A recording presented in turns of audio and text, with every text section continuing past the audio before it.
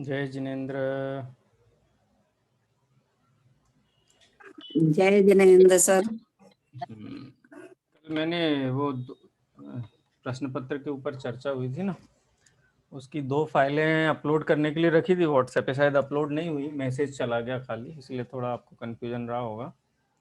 मैं फिर से रखी है अपलोड के लिए, अभी हो जाएंगी शायद, तब देख लेना आप। चलिए मंगलाचरण करेंगे।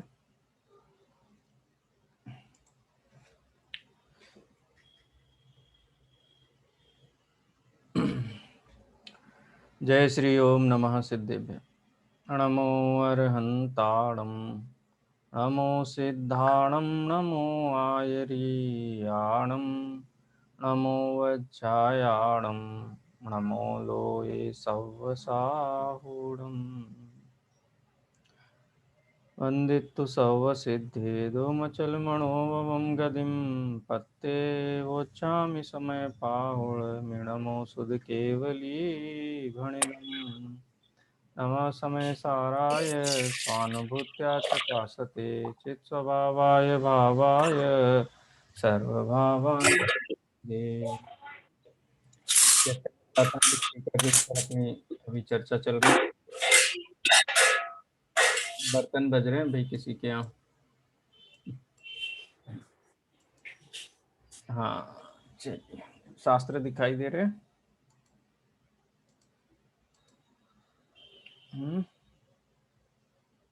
दिख रहे हैं नहीं, अभी तो नहीं दिखाई दे रहा सर। हाँ अब आ गया। आ गया ना। चलिए, हमने अभी एक विशेषण के ऊपर चर्चा की थी। एक का मतलब सर्वोच्च आत्मा, जो प्रत्यक्ष अनुभूति का विषय है, अनादि निधन है, अनंत गुणमय होते हुए भी अखंड है, ऐसा जो विज्ञान घन स्वभाव वाला सर्वोत्कृष्ट पदार्थ, ऐसा मैं स्वयं आत्मा हूँ। ऐसा दृष्टि में आने पर, माने ऐसा श्रद्धान होने पर, जो आश्रव और बंध के संकल्प विकल्प हैं, वो संकल्प विकल्प उपशांत हो जाते हैं, माने शांत हो जाते हैं, और आश्रव भाव नहीं होते हैं। श्रद्धा के लेवल पर अगर ये होता है तो दर्शन मोह संबंधी सभी आश्रव बंधों का भाव हो जाता है, और जब चारित्र के लेवल पे होता है तो चारित्र संबंधी आश्रव बंध का भाव हो जाता है। इस प्रकार से ये चर्चा यहाँ पर एक विशेषण में, अब शुद्ध विशेषण की चर्चा प्रारंभ करते हैं। शुद्ध विशेषण में कारक चक्र की प्रक्रिया से पार होने के कारण सकल कारक, क्योंकि अशुद्धि वहाँ होगी जहाँ पर कुछ होगा, और आत्मा कैसा है? अनादि निधन तत्व है, जो आत्म स्वभाव है, जो दृष्टि का विषय है। इस गाथा में इन विशेषणों से जिस वस्तु का परिचय कराया जा रहा है, वो उस स्वभाव का परिचय कराया जा रहा है जो त्रिकाल है। क्षणवर्ती स्वभाव का परिचय नहीं कराया जा, भले ही एक समय की पर्याय शुद्ध हो, एक समय की शुद्ध पर्याय का परिचय नहीं है, ये त्रिकाली ध्रुव का परिचय है। इसलिए कारक चक्र की प्रक्रिया से पार, यहाँ पर इस शब्द का प्रयोग किया गया।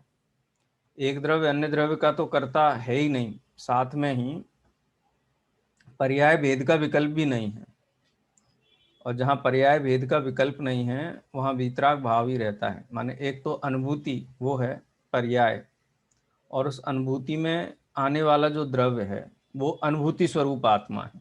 माने अनुभूति में आने वाला जो त्रिकाली ध्रुव आत्मा है वो अनुभूति स्वरूप आत्मा है। वो आत्मा कैसा है?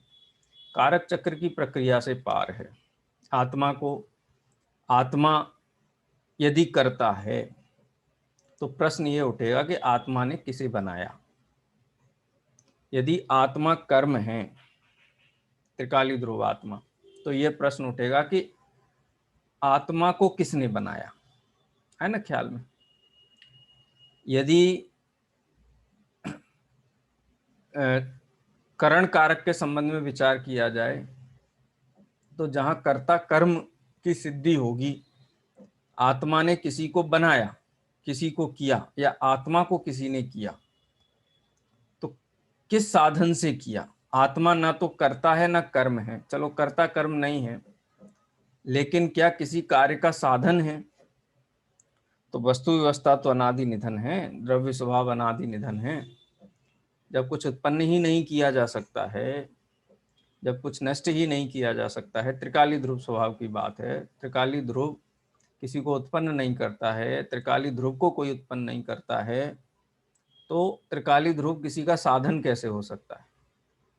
इसीलिए जो निष्क्रिय परम पारिणामिक तत्व है, माने जो त्रिकाली आत्मा है, अनंत गुणों का घन पिंड ऐसा आत्मा है, वो करण रूप भी नहीं है। और जहाँ कर्ता कर्म करण नहीं है, माने जहाँ क्रिया ही नहीं हो रही, तो क्रिया किसके लिए की जाए? है संप्रदान कारक जो होता है, दानार्थे संप्रदानम, किसी के लिए कार्य किया जाता है। भाई खाना बन रहा है तो प्रश्न उठेगा किसके लिए बन रहा है? मकान बन रहा है तो प्रश्न उठेगा किसके लिए बन रहा है? लेकिन द्रव्य स्वभाव तो त्रिकाली है ना, तो वो बन ही नहीं रहा है, उसको कोई बना ही नहीं रहा है, ना ही वो किसी को बना रहा है, तो उसमें किसके लिए ये प्रश्न उत्पन्न नहीं हो सकता। इसलिए संप्रदान कारक की प्रक्रिया से भी पार है। अपादान, अपादान कहते हैं कि जिसमें से कार्य निकले, जिसमें से कार्य उत्पन्न हो। जब क्रिया को ही त्रिकाली ध्रुव परम पारिणामिक भाव में क्रिया को ही स्वीकार नहीं किया गया है, तो क्रिया का जो उत्पन्न, जिससे क्रिया उत्पन्न हो, ऐसा आत्मा नहीं है। आत्मा तो त्रिकाली तत्व है, और उस क्रिया का आधार भी नहीं है, क्योंकि क्रिया त्रिकाली ध्रुव में नहीं देखी गई है अनुभूति के द्वारा। अनुभूति के द्वारा तो त्रिकाली ध्रुव का वेदन है, पर्याय का वेदन नहीं है, गुण भेद का वेदन नहीं है, कार्य कर्म का भी वेदन नहीं है, कर्ता कर्म करण संप्रदान अपादान इनका वेदन नहीं है अनुभूति स्वरूप भगवान आत्मा में। स्वरूपाचरण चारित्र में चिद भाव कर्म चिदेश कर्ता चेतना क्रिया, तहाँ तीनों अभिन्न अखंड अखिन्न शुद्ध उपयोग की निश्चल दशा। तो शुद्धोपयोग का विषयभूत जो भगवान आत्मा है ना, उसमें विकल्प जनित अशुद्धि नहीं है। क्यों? क्योंकि वहां पे कर्ता कर्म करण संप्रदान अपादान अधिकरण, इनके भेद का विचार नहीं है। इसलिए अनुभूति स्वरूप आत्मा जो दृष्टि का विषय है, उसमें ये 6 कारक दिखाई नहीं देते हैं, एक त्रिकाली ध्रुवी दिखाई देता है। इसलिए 6 कारक की प्रक्रिया से पार होने के कारण आत्मा शुद्ध ही है। इस प्रकार से यहाँ 6 कारक घटित किए, और आचार्य जयसेन ने भी 6 कारक ही घटित किए। ये आचार्य अमृतचंद्र देव और आचार्य जयसेन दोनों ही सकल कारक चक्र या 6 कारक कहो, 6 कारक के जयसेन आचार्य ने नामों का भी उल्लेख किया टीका में। आचार्य अमृतचंद्र देव ने नाम का उल्लेख नहीं किया, लेकिन भाव एक ही है दोनों का। ये विषय आगे आने वाला है, इसलिए मैंने परिचय दे दिया है। थोड़ा नया रहता है तो एकाग्रता नहीं बनती है, सुनते समय भी एकाग्रता नहीं बनती है, इसीलिए मैंने आपको एक थोड़ा रिकैप पहले से प्री कैप दे दिया। रिकैप नहीं है, प्री कैप दे दिया पहले से, आपको थोड़ा थोड़ा उस विषय में बता दिया। अब इसको हम पढ़ेंगे, और जहाँ कठिनाई होगी उस कठिनाई के बिंदु को आप थोड़ा गौर करना, और आप पूछना मुझे कि ये बात ख्याल में नहीं आई है, तो उस बात को आप ध्यान में रखना। ठीक है, इसको अब अपन आगे पढ़ते हैं। चलिए, पूर्णिमा जी पढ़ेंगे आप? नहीं सर, आज नहीं पढ़ पाएंगे, गला खराब है। कोई बात, अच्छा गला खराब हो रहा है, कोई बात नहीं। किरण जी पढ़ेंगे आप? जी हाँ, जी सर। पढ़िए पढ़िए।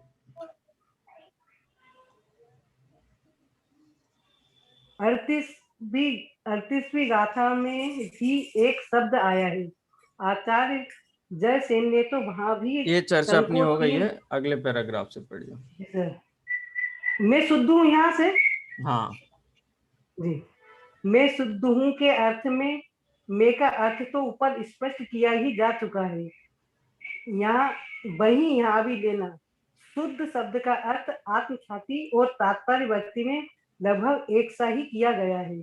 आत्मख्याति में सकल कारक चक्र की प्रक्रिया से पार निर्मल अनुभूति मात्र होने से शुद्ध कहा है, परंतु तात्पर्य वृत्ति में 6 कारकों के नाम भी दे दिए गए हैं तथा कहा गया है कि उक्त 6 कारकों के विकल्प चक्र से रहित होने से शुद्ध है।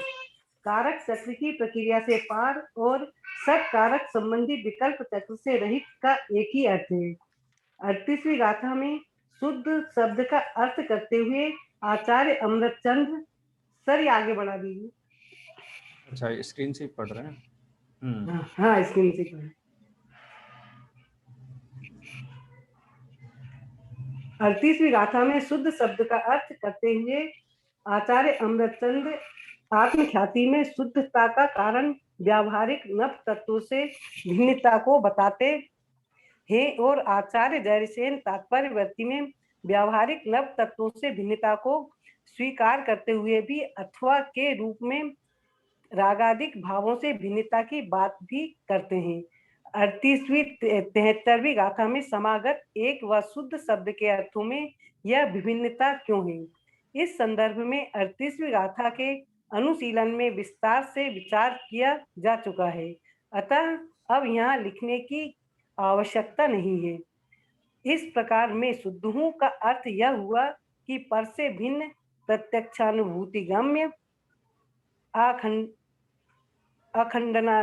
अखंडानंत चिन्मात्र ज्योति आत्माकर्ता कर्मादि सत कारकों के विकल्प चक्र से पार निर्मल अनुभूति मात्र होने से शुद्ध है। यहाँ जो निर्मल अनुभूति कहा वह पर्याय की बात नहीं है, त्रिकाली धूप भगवान आत्मा की ही बात है। अनुभूति में जो दृष्टि का विषय भूत भगवान आत्मा आता है उसकी बात है। यहाँ उसी की बात है, यहाँ उसे ही शुद्ध कहा जा रहा है।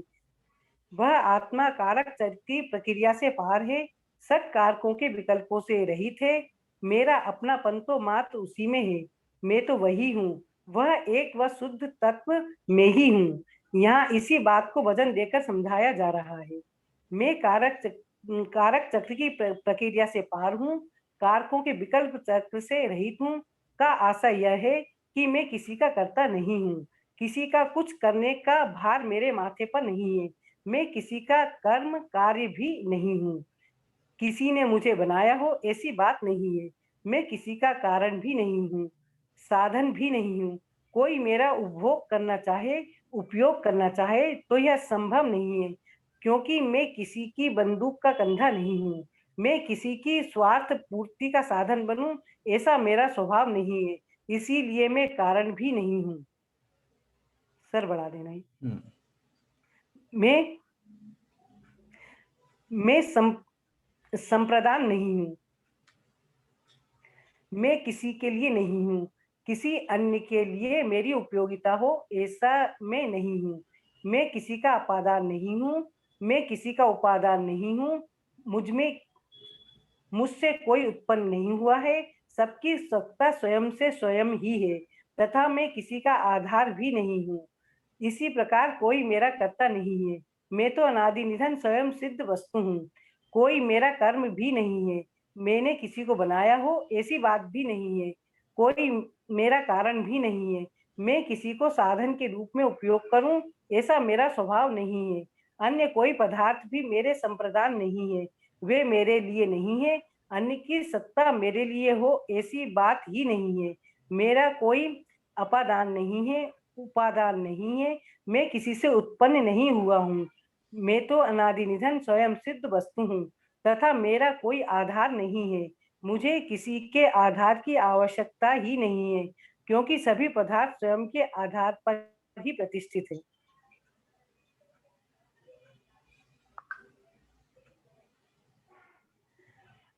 वस्तुतः बात यह है कि सत्कारक किसी न किसी क्रिया के होते हैं, क्रिया की अपेक्षा रखते हैं, पर मैं तो निष्क्रिय तत्व हूँ। क्रिया पर्याय में होती है, क्रिया स्वयं पर्याय ही है, अतः कारक भी पर्याय में ही होते हैं, पर मैं तो द्रव्यत्व हूँ, पर्याय तत्व नहीं। जीव और अजीव द्रव्य तत्व हैं और आश्रव आदि पर्याय तत्व हैं। पर्यायों से पार होने के कारण मैं जीव तत्व कारक चक्र की प्रक्रिया से भी पार हूँ, काल चक्रों के विकल्पों से भी पार हूँ।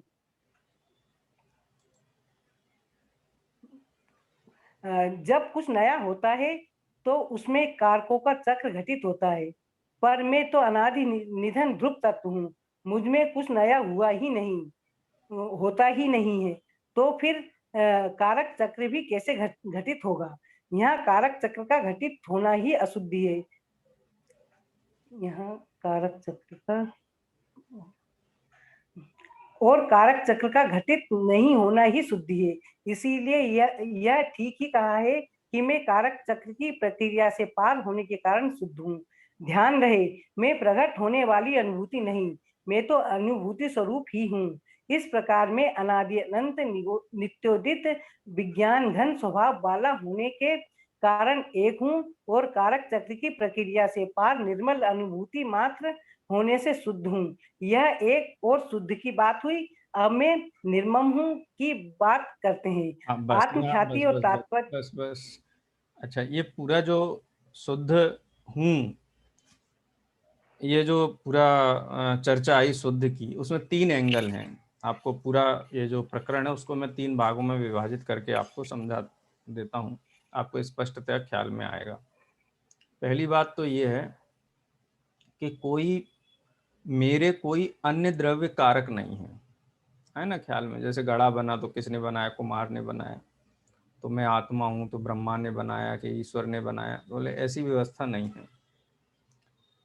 मैं किसी का कर्म भी नहीं हूँ, किसी का करण भी नहीं हूँ, किसी का संप्रदान भी नहीं हूँ, किसी का अपादान भी नहीं हूँ और किसी का आधार भी नहीं हूँ, अधिकरण भी नहीं हूँ। ठीक है। और मैं पर का कर्ता नहीं हूँ, पर का कर्म नहीं हूँ, पर का करण नहीं हूँ, पर का संप्रदान नहीं हूँ, पर का अपादान नहीं हूँ और पर का अधिकरण भी नहीं हूँ। माने ना तो पर मेरे कारक हैं और ना मैं पर का कारक हूँ। ये तो जीव और अजीव का भेद विज्ञान हो गया। यहाँ अजीव में अन्य जीव भी ले लेना, क्योंकि जहाँ वो है ना अपनी तीसरे नंबर की जो गाथा है समय सार की, एकत्व निश्चय गत समय सर्वत्र सुंदर लोक में, एकत्र निश्चय गदो समो सर्वत्र सुंदरो लोय, कि जीव और अजीव का कोई है ही नहीं, संबंध ही नहीं है। क्योंकि संबंध हो तो बंधन की कथा हो, अशुद्धि की कथा हो। तो एक तो पर मेरे कारक नहीं है और मैं पर का कारक नहीं हूं, तो पर से भेद विज्ञान की बात हो गई। दूसरी बात पर्याय की हुई, क्योंकि दृष्टि का विषय पर्याय नहीं होती है। क्योंकि दृष्टि का विषय पर्याय हो तो पर्याय तो एक क्षणवर्ती है, तो मैं भी क्षणवर्ती हो जाऊंगा, और ऐसा आत्मा का स्वरूप नहीं है। आत्मा त्रिकालवर्ती ध्रुव तत्व है। तो पर से भिन्नता बताने के लिए सठ कारक का निषेध किया अन्य द्रव्य और मेरे बीच में। अब दूसरा प्रश्न ये उठे कि मैं स्वयं का तो सठ कारक घटित होते हैं ना, स्वयंभू घटित करते हैं। मैं ही मेरा कर्ता हूँ, मैं ही मेरा कर्म हूँ, मैं ही मेरा करण हूँ, मैं ही मेरा संप्रदान हूँ, मैं ही मेरा अपादान हूँ, मैं ही मेरा अधिकरण हूँ। तो ऐसे सठ कारक के जो भेद प्रकट किए जाते हैं, तो वहाँ पर्याय को मुख्य करना पड़ेगा तो ही घटित हो सकते हैं। लेकिन पर्याय मुख्य रहेगी तो विकल्प रहेंगे, विकल्प रहेंगे तो अनुभूति नहीं होगी, निर्विकल्प अनुभूति नहीं होगी, शुभ भाव रहेगा। तो इसलिए पर्याय संबंधी जो कर्ता कर्म के विकल्प हैं, वो विकल्प भी नहीं आते अनुभूति के काल में। इसलिए अनुभूति मात्रत्वात् शुद्ध, मैं अनुभूति मात्र आत्मा हूं। मैं अपना पर्याय का जो भेद है, कर्ता कर्म करण संप्रदान अपादान, ये भेद विकल्प भी मेरी दृष्टि में नहीं है जब मैं अपनी आत्मा की अनुभूति में मस्त होता हूँ, स्थित होता हूँ। क्योंकि तम में ठिदो तच्चित्तो कहा ना, उसी में स्थित और उसी में लीन, ऐसा जो स्वभाव मेरे दृष्टि का विषय बनता है, मेरे श्रद्धा और ज्ञान का विषय बनता है, उसमें पर संबंधी कारक तो है ही नहीं, पर्याय संबंधी कारक भी नहीं है। इस प्रकार से दोनों स्तर पर कारकों का निषेध किया। अच्छा, 38वीं गाथा में भी शुद्ध विशेषण का प्रयोग किया था। वहां पर शुद्ध विशेषण का प्रयोग किया था, तो वहां नर नारकादि जो पर्याय रूप में नहीं हूं, क्योंकि नर नारकादि रूप होना ये भी अशुद्धि है। और पुण्य पाप आश्रव बंध संवर निर्जरा और मोक्ष, ये पर्याय आ गई इसमें सारी हैं। ये जो व्यवहारिक नव तत्व हैं, इनसे भिन्न टंकोत्कीर्ण ज्ञायक स्वभाव होने से इनसे अत्यंत विविक्त हूँ। आश्रव बंध संवर निर्जरा मोक्ष, ये सभी पर्याय, इन पर्यायों से मैं विविक्त होने से शुद्ध हूँ, क्योंकि मिलावट नहीं है मेरे अंदर। तो इस प्रकार संवर का स्मरण करते आश्रव का स्मरण हो जाता है, निर्जरा का स्मरण करते हैं तो आश्रव का स्मरण हो जाता है, मोक्ष का स्मरण करते हैं तो बंध का स्मरण हो जाता है। इसलिए मुझे आश्रव, बंध, संवर, निर्जरा, मोक्ष, मैं इनसे भिन्न टंकोत्कीर्ण गायक स्वभाव हूँ, हैं, क्योंकि मोक्ष तो एक अवस्था का नाम है ना, और मैं एक अवस्था मात्र हूं। मोक्ष भले ही सर्वोत्कृष्ट अवस्था हो, लेकिन जब मोक्ष नहीं है तो मैं हूं कि नहीं हूं? कल्पना जी, अभी मोक्ष है कि नहीं है? आप लोगों में से किसी को मोक्ष है अभी?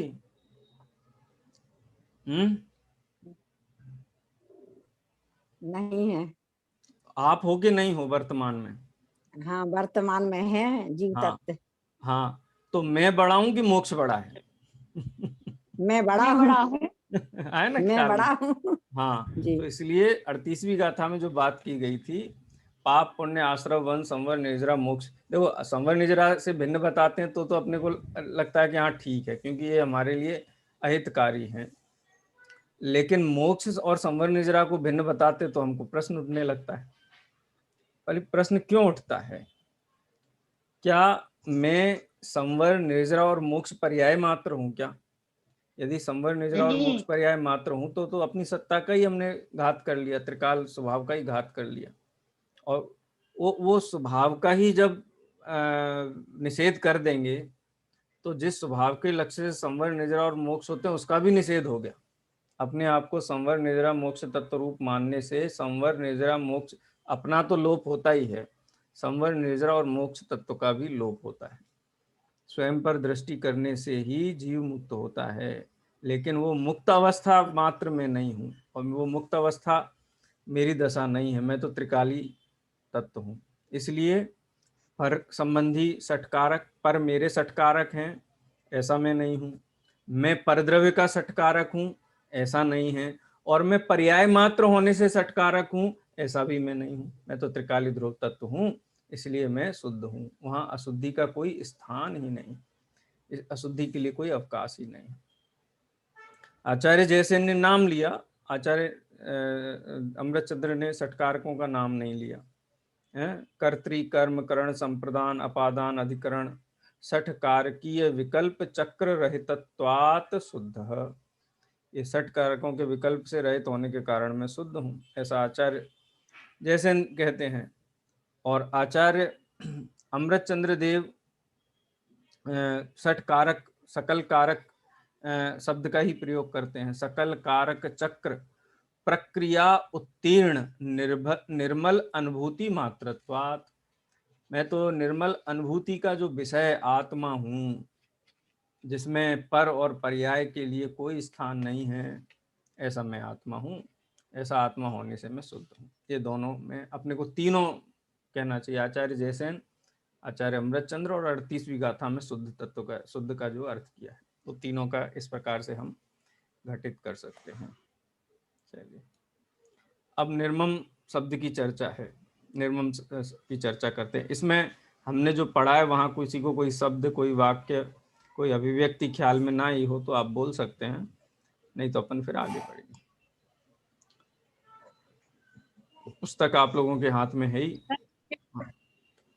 हाँ जी सर, एक जैसे द्रव्य पर से नहीं और पर मेरे से नहीं। हाँ, देखो, और दूसरा षट कारक तो आप जानते हो, पर्यायों से भिन्न हो गया। और तीसरा क्या? देखो षट कारक के नाम पता है ना, कर्ता, कर्म, करण, संप्रदान, अपादान, अधिकरण। क्या परद्रव्य मेरे कर्ता, कर्म, संप्रदान, अपादान, अधिकरण है? नहीं, नहीं है। एक तो ये हुआ। दूसरा, क्या मैं अन्य द्रव्य का कर्ता, कर्म, करण, संप्रदान, अपादान, अधिकरण हूँ? नहीं। ये हो गया ना। मैं पर का नहीं, पर मेरा नहीं, ये दो का हो गया। पर मेरा पर्याय वाला है। पर्याय में जो षटकारक के भेद हैं, क्या वो मेरी अनुभूति का विषय है? नहीं है। तो ये तीनों का भेद विज्ञान है, क्रम से उसी को दिया हुआ। शुरू में तो पर मेरे का कारक नहीं है, इसका बहुत डिटेल में लिया फिर बाद में एक पैराग्राफ में मैं पर का षटकारक नहीं हूँ और पर्याय मेरा अनुभूति का जो विषय भूत आत्मा है वो पर्याय मात्र नहीं है, इस अपेक्षा से भी षटकारक का निषेध किया है। इसलिए ये सारे विकल्प ना होने से मैं शुद्ध हूँ। ठीक है, आप पढ़ना इसको, और भी कोई प्रश्न हो तो कल की कक्षा में भी आप पूछना। अभी तो फर्स्ट एक्सपोजर है इस विषय का, इसलिए आप थोड़ा इस पे और विचार करना। आगे अब निर्मम जो शब्द दिया है उसका विशेष अपन पढ़ते हैं। निर्मम की तो चर्चा हमने की भी है।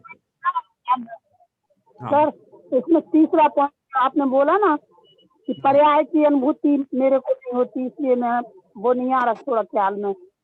अच्छा ठीक है, मैं इसी से पढ़ देता हूँ जो 36 नंबर का पहला पैराग्राफ है। वस्तुतः बात यह है कि ये षटकारक किसी ना किसी क्रिया में होते हैं। क्या मैं क्रिया तत्व हूँ कि त्रिकाली तत्व हूँ? क्रिया तो क्षणवर्ती है, मैं तो त्रिकाली हूँ ना। तो पर्याय मैं कार्य नहीं हूँ, कार्य कहो, पर्याय कहो, अवस्था कहो, हालत कहो, क्रिया कहो, सब एक ही अर्थ है। मैं कार्य हूँ, क्या मैं कार्य हूँ? अगर कार्य हूँ तो फिर नहीं कर्तावाद की सिद्धि होती है। तो ये षटकारक किसी ना किसी क्रिया के होते हैं, क्रिया की अपेक्षा रखते हैं, पर मैं तो निष्क्रिय तत्व हूँ। निष्क्रिय तत्व माने अनादिकाल पहले जैसा मैं था अनंत काल तक वैसा रहने वाला हूँ। अनंत गुणवान, सद्द्रव्य लक्षणम, सत स्वभाव वाला मैं आत्मा, ज्ञान दर्शन आदि अनंत गुणों का अखंड पिंड, जिसमें गुण भेद नहीं है, पर्याय भेद नहीं है, त्रिकाली, ऐसा मैं रहने वाला हूँ। इसलिए यहाँ यदि हम पर्याय को स्वीकार करते हैं तो षटकारक का विकल्प खड़ा हो जाता है। सम्यक दर्शन हुआ तो किसने किया? सम्यक दर्शन रूप कर्म हो गया, उसके साधन क्या थे, हैं, वो किसके लिए हुआ, किसका हित हुआ सम्यक दर्शन होने से, वो सम्यक दर्शन पर्याय कहाँ से निकली है, वो सम्यक दर्शन पर्याय किसके आधार से खड़ी रहती है। तो जब हम सम्यक दर्शन पर्याय को पकड़ते हैं तो षटकारक का चक्र खड़ा हो जाता है। और जब हम मात्र अपने स्वभाव पे दृष्टि करते हैं जहां पर ये पर्याय का विकल्प नहीं है, वहां पर षटकारक का चक्र भी खड़ा नहीं होता है।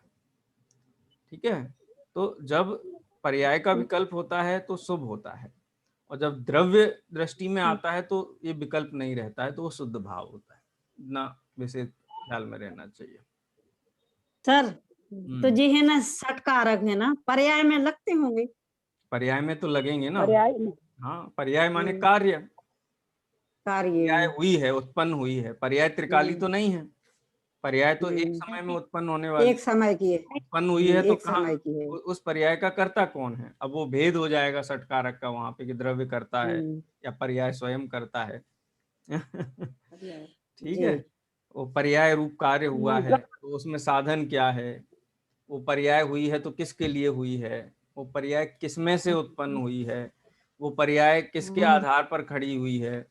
तो जहां पर्याय का विकल्प आएगा वहां षटकारक खड़े हो जाएंगे, और प्रति समय हर पर्याय के नवीन नवीन षटकारक की कल्पना रहेगी। ऐसा विकल्प भेद होने से दृष्टि का विषय भगवान आत्मा ख्याल में नहीं आता है। देखो होता तो सब है, ऐसा नहीं है पर्याय नहीं होती, पर्याय पर दृष्टि ना होने से पर्याय नहीं होती, ऐसी बात नहीं है। द्रव्य पर दृष्टि होने से पर्याय निर्मल होती है, वो दृष्टि का विषय द्रव्य कैसा है उसकी बात है। ठीक है, जब ये कहा जाए पर्याय दृष्टि के सर, दृष्टि के विषय में गुण भेद कुछ भी नहीं लेना है, गुण भेद और पर्याय भेद नहीं है। जब ये कहा जाता है दृष्टि के विषय में गुण भेद पर्याय भेद नहीं है, तो इसका मतलब गुण और पर्याय नहीं है ऐसा उसका अर्थ नहीं होता है, उसका विकल्प नहीं रहता है। उसका अर्थ ये होता है, हमने खीर खाई तो हमको तो खीर का आनंद आया, बोले कि इसमें बादाम कैसा था, और वो कहता वो सब हमको नहीं पता बादाम कैसा था और काजू कैसा था, वो हमको तो खीर का स्वाद बहुत अच्छा आया। ठीक है, अब खीर का स्वाद बहुत अच्छा आया, क्या खीर का स्वाद का संवेदन होने पर उसके जो विशेष हैं उनका विकल्प नहीं चलता है? तो क्या उसमें दूध नहीं है, चावल नहीं है, बादाम नहीं है, काजू नहीं है, मिठास नहीं है, सब है तो सब, लेकिन वो दृष्टि का विषय नहीं है। जिस आत्मा को आश्रमों से भिन्न जाना गया है वो आत्मा कैसा है? वर्तमान में जो आत्मा आश्रवों से भिन्न जाना है। कौन सा आत्मा? जो आश्रव सहित है, आश्रव बंध सहित है। पर्याय दृष्टि से जी। देखा जाए तो वर्तमान में जो संसार स्थित आत्मा है, उस संसार स्थित आत्मा के आश्रव बंध त्रैकालिक भावना होने से मेरा स्वरूप नहीं है, ऐसा उसका भेद विज्ञान करके जो दृष्टि का विषय आत्मा रहता है, उसमें कहीं कोई कमी नहीं है, कहीं कुछ अधिकता नहीं है। कमी और अधिक तब होगा कि जब उसमें हम क्रिया प्रक्रिया, एक्शन रिएक्शन स्वीकार करेंगे तब। तो त्रिकाली स्वभाव की बात है। उस त्रिकाली स्वभाव में कारकों का विकल्प करने पर वो निर्मल अनुभूति नहीं होती है। जो एक अंतर मुहूर्तक हो जाए ऐसी निर्मल अनुभूति, जिसमें स्वभाव ही पे ही अपने लीनता बनी रहे, तो केवल ज्ञान प्रकट होता है। उस निर्मल अनुभूति के विषय भगवान आत्मा की बात है। समय तो आज शुद्ध पे ही अपना हो गया है पूरा, 2-3 मिनट और भी कोई प्रश्न हो तो आप पूछ सकते हैं। इसको मैं पूरा पढ़ लेता हूं। अतः कारक भी पर्याय में ही होते हैं, ठीक है। क्रिया स्वयं पर्याय ही है, अतः कारक भी पर्याय में ही होते हैं। और मैं तो द्रव्य तत्व हूँ, पर्याय तत्व नहीं हूँ। द्रव्य में पर्याय नहीं है ऐसा नहीं कहा। मेरी अहम बुद्धि किसमें है? जैसे सुनार की सोने बेचने में जो बुद्धि है, तो उसको अंगूठी बेचने की खुशी है कि हार बेचने की खुशी है कि कंगन बेचने की खुशी है कि कुंडल बेचने की खुशी? क्या बेचने की खुशी है उसको? हैं? उसको तो अपना माल बेचने सोना, इसकी तो दृष्टि सोना पे है। वो ये नहीं कहता कि आज 10 हार बिके। आज वो मालूम है, जब शाम को पूछो क्या हुआ, बोले आज तो बहुत बढ़िया व्यापार हुआ, आज 1.5 किलो बेचा हमने, 1.5 किलो सोना। सोना पे दृष्टि। 1 ग्राम सोने पे या 10 ग्राम सोने पे कितना मुनाफा होता है? तो 1.5 किलो सोना बिका है तो हमको मुनाफा हुआ है। तो वो ये नहीं कहेगा कि हमने अंगूठी इतनी बेची, हार इतने बेचे।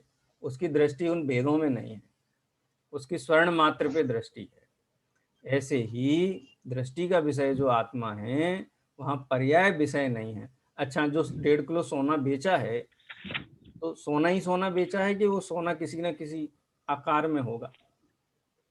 कुछ ना कुछ तो आकार आकार में होगा कुछ। होगा, गोला होगा, चौरस होगा, जो भी होगा, लेकिन कोई ना कोई तो होंगे ना। अब कोई उससे 1.5 किलो बेचा है तो उसमें अंगूठी कितनी बिकी, ये कितना बोलते, वो हम बाद में हिसाब लगाएंगे, तब देखेंगे क्या कितनी बिकी। हमको तो ये पता है 1.5 किलो सोना बिका है और हमको 10 ग्राम पे इतना लाभ होता है, तो आज हमारा बहुत अच्छा व्यापार हुआ है। तो ऐसे ही जो अनुभूति का विषय है, यहाँ अनुभूति वाली पर्याय की बात नहीं, वो पर्याय जिस द्रव्य को देखती है उस द्रव्य की बात है। वो द्रव्य ना तो पर का करता है, ना उस द्रव्य का पर कोई करता है, और ना उसमें पर्यायों का भेद है। पर्याय तत्व नहीं, ठीक है। पर्यायों से पार होने के कारण मैं जीव तत्व कारक पर्याय से पार हूँ, कारक चक्रों के विकल्प से भी पार हूँ। इस प्रकार से यहाँ पर ये निष्कर्ष आता है। तो आपने 3 पॉइंट बताए, तो एक बार फिर से बोल दीजिए। 3 वाक्य में बोल देता हूँ मैं, 3 वाक्य में बोल देता हूँ। पर द्रव्य मेरे से कारक नहीं है। एक मैं एग्जाम्पल देता हूँ। जैसे ईश्वर मेरा कर्ता नहीं है, अच्छा, ठीक है, और मैं भी किसी का ईश्वर नहीं हूँ। मैं भी किसी का कर्ता नहीं। ऐसे दोनों तरफ से षटकारक घटित कर लेना। और पर्याय